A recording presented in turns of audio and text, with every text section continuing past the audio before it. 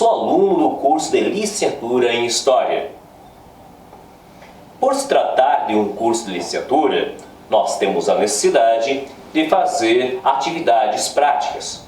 Por isso, existe um componente que é chamado de estágio supervisionado em ensino fundamental, planejamento e docência, que é uma forma de termos a oportunidade de aprendermos e conhecermos a realidade educacional. Infelizmente, devido à Covid-19 e à necessidade de isolamento social, nós não estamos podendo nesse momento fazer os estágios lá no universo da escola. Por esse motivo, a universidade ela nos desafiou em apresentar um plano de aula das atividades, uma proposta para ser realizada em sala de aula. E além disso, nos colocou o desafio de apresentar isso nas mídias sociais, no YouTube, nas redes sociais e assim por diante. Por isso, estou trazendo uma proposta de trabalho para vocês. A proposta é trabalhar com o 8º ano, tendo como conteúdo a questão do sistema em forma de governo, república e monarquia, presidencialismo e parlamentarismo. Esses conceitos, esses conteúdos, eles são fundamentais para a formação da cidadania, pois conhecendo eles, nós podemos entender melhor como está organizado o Estado e com isso podemos atuar, ter um pensamento mais crítico, reconhecendo nosso espaço. O que vai de encontro com o que está previsto em termos de competências com a BNCC, a Base Nacional Comum Curricular. E para o componente de História, nós encontramos entre as competências, nós encontramos uma em especial que fecha muito bem com a discussão do conteúdo, que é justamente de compreender os acontecimentos históricos, as relações de poder e o processo de mecanismo de transformação e manutenção das estruturas sociais e políticas, econômicas e culturais ao longo do tempo, em diferentes épocas, para poder analisar, posicionar-se no mundo contemporâneo. Ou seja, através dessa competência, que é um grande desafio, nós temos a incumbência de buscar desenvolver um pensamento crítico sobre as instituições, nas relações de poder, como funciona o legislativo, o judiciário, o executivo, como acontece esse processo. E um dos conceitos básicos está ligado justamente com o conteúdo proposto, que é sistema e forma de governo.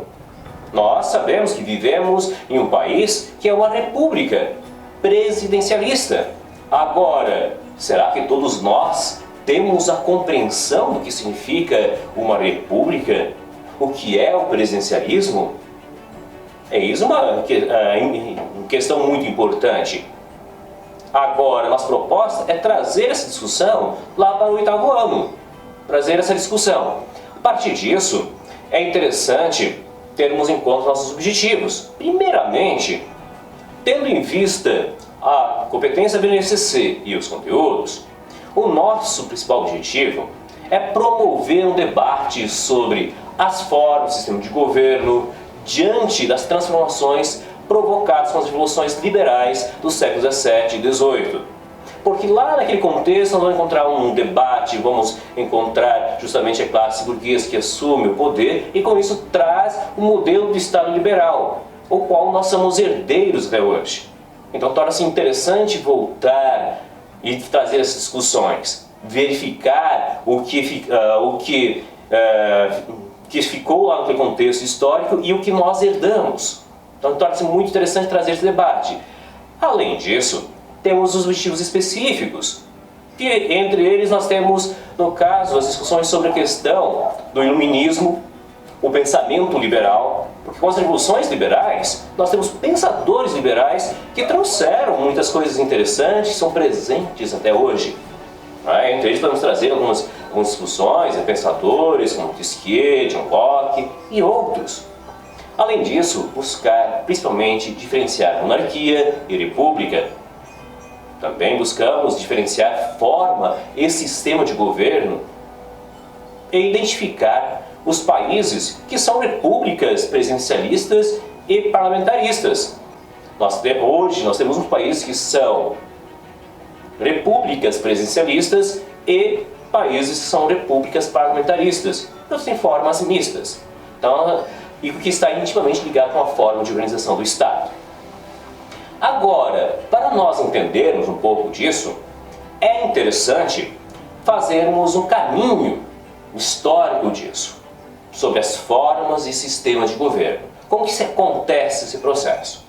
Para fazê-lo, é importante voltar para o conteúdo de história lá sobre a civilização grega, em especial trazendo a questão da classificação clássica ou tipologia clássica que foi apresentada por um pensador chamado Aristóteles. Naquela tipologia clássica, Aristóteles trazia uma noção de política para aquele contexto, para os gregos, uma noção, inclusive, um debate sobre a própria questão da democracia, que a maior parte de nós vivemos um Estado que é para ser o quê? Democrático. Agora, o que é democracia? São questões importantes. Para isso, é interessante voltarmos e discutirmos e compararmos. Quando falamos lá dos gregos antigos, nós temos essa discussão sobre as formas. E, em especial, Aristóteles estabelece uma distinção sobre o que é uma forma política e o que não vem a ser uma forma política, como ele diz, corrupta.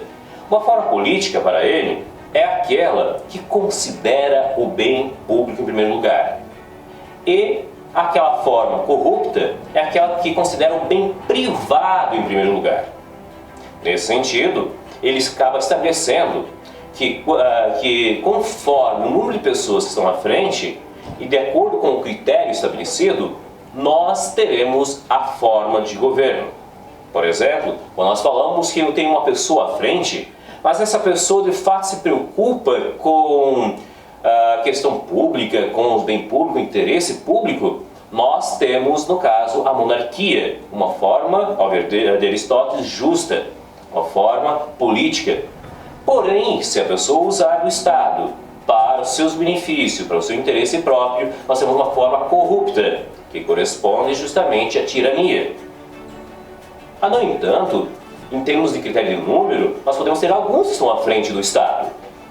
E nesse caso, podemos ter uma aristocracia, quando alguns que estão à frente pensam no bem público.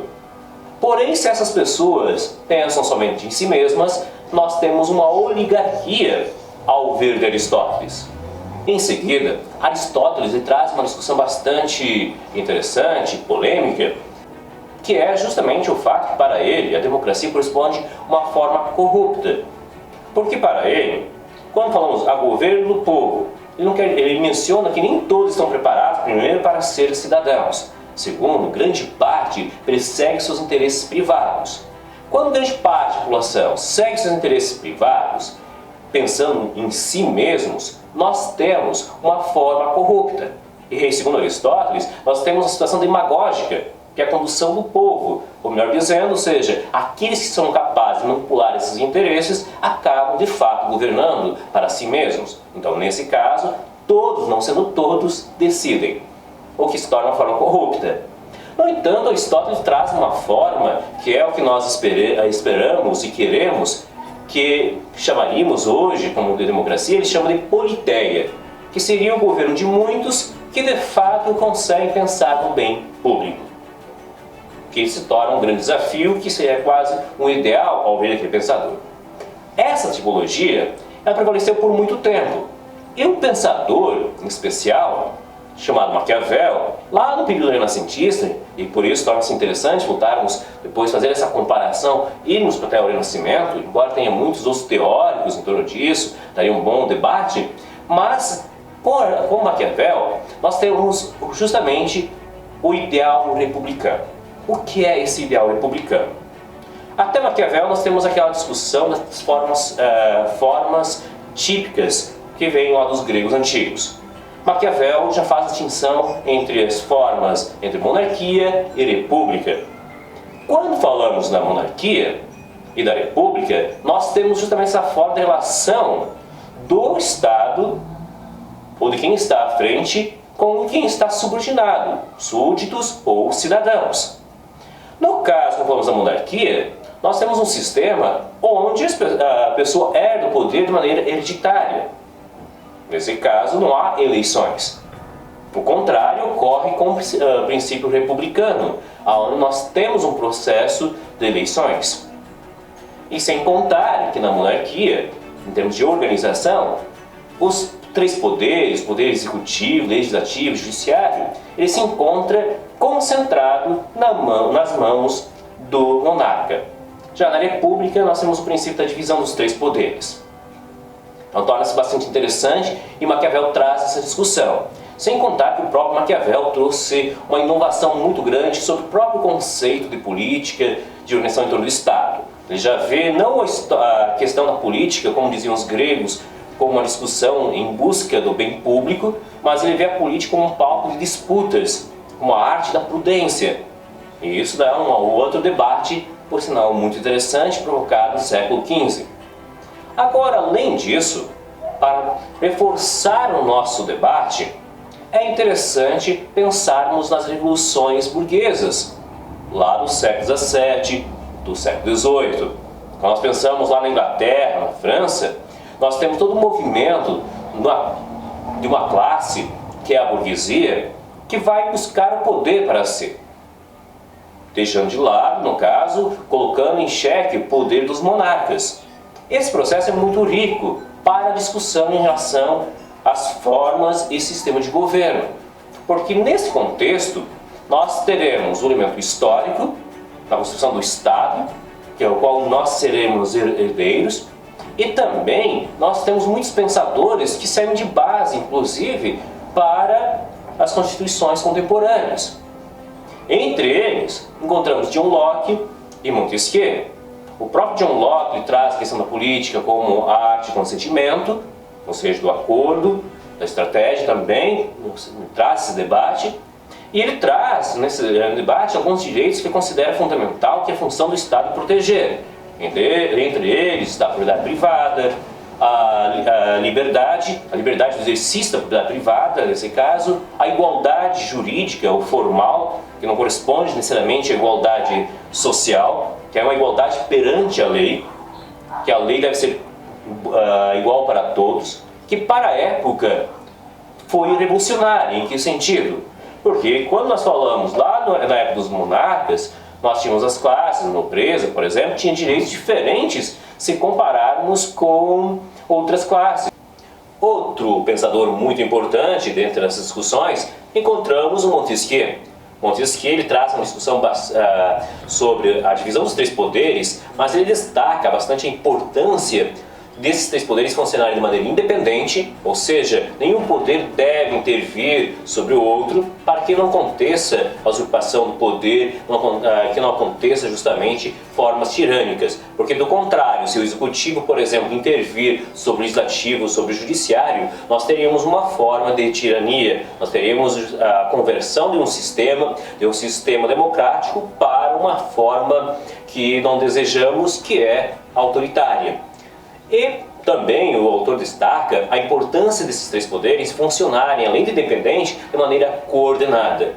Então, ou seja, os debates sobre Montesquieu traz algumas questões interessantes no contexto contemporâneo. Pois se nós pensarmos o Estado moderno, essa questão da importância da divisão dos três poderes e de funcionar de maneira independente e, ao mesmo tempo, coordenada, é um princípio fundamental.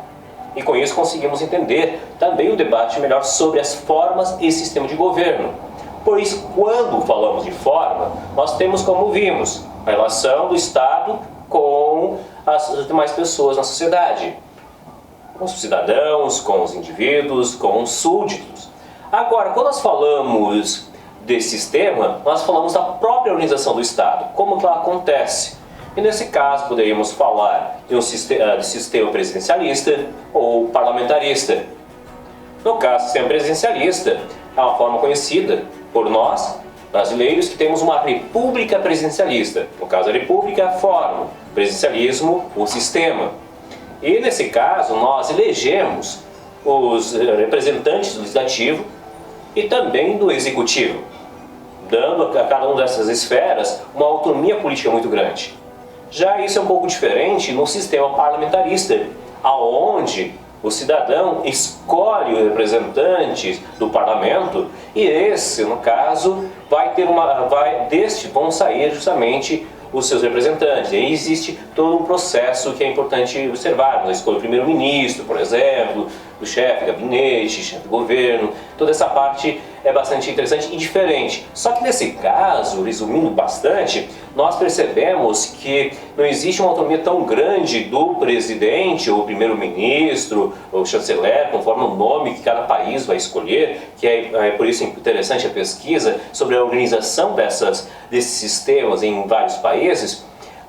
Essa autonomia política ela é menor em comparado com relação ao legislativo, pois estão intimamente ligados ao legislativo e ao executivo. Então, seja uma discussão bastante interessante a ser feita na sala de aula e entender esse processo. E para pensarmos nisso, pensei em organizar a atividade da seguinte forma. No primeiro momento, é importante expor o conceito de organização de um país.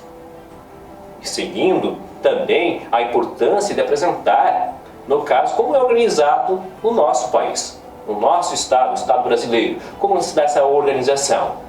É importante destacar, por exemplo, a Constituição Federal, como é elaborada, como é constituído o sistema executivo, quem compõe, porque daqui a pouco podemos pensar que o executivo apenas envolve o presidente.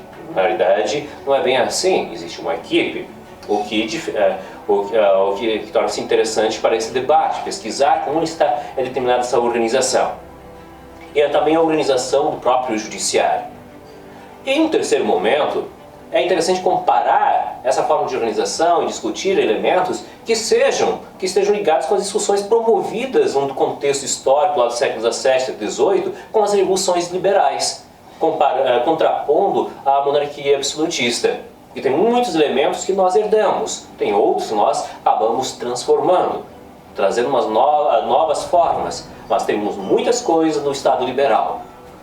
E, num quarto momento, nós faremos justamente essa comparação através da comparação histórica, Estado absolutista e liberal, faremos no quarto momento a comparação com o Estado brasileiro, que elementos que nós podemos encontrar, por exemplo, do liberalismo presente na Constituição. É algo bastante interessante e como isso interfere na concepção de forma e sistema de governo. E por fim, depois dessa pesquisa, nós faremos então a socialização, a discussão entre professor, aluno e com essa socialização, o amadurecimento dos conceitos, maior sensibilização sobre a temática. Em termos de recurso, que vai ser necessário, basicamente vamos precisar do quadro, canetão e também da internet, para pesquisar, para conhecer justamente alguns sites importantes, alguns portais que existem, o portal do Senado, do próprio governo federal, ou seja, conhecer esses portais, fazer a pesquisa sobre isso, ver a organização, a estrutura. E a internet, no caso, se torna uma ferramenta bastante interessante para nós utilizarmos nesse sentido. No caso da avaliação, o que vejo que é importante fazermos avaliação processual, ou seja, considerando o envolvimento dos alunos durante as atividades e também da própria apresentação resultante das pesquisas, da pesquisa que corresponde justamente ao quinto momento. Então, ou seja, a nossa avaliação vai envolver todo esse contexto da apresentação e do envolvimento dos nossos alunos. Essa é a proposta que eu tenho para o 8º ano do ensino fundamental. Agradeço por sua atenção e deixe seu like. Até mais, pessoal!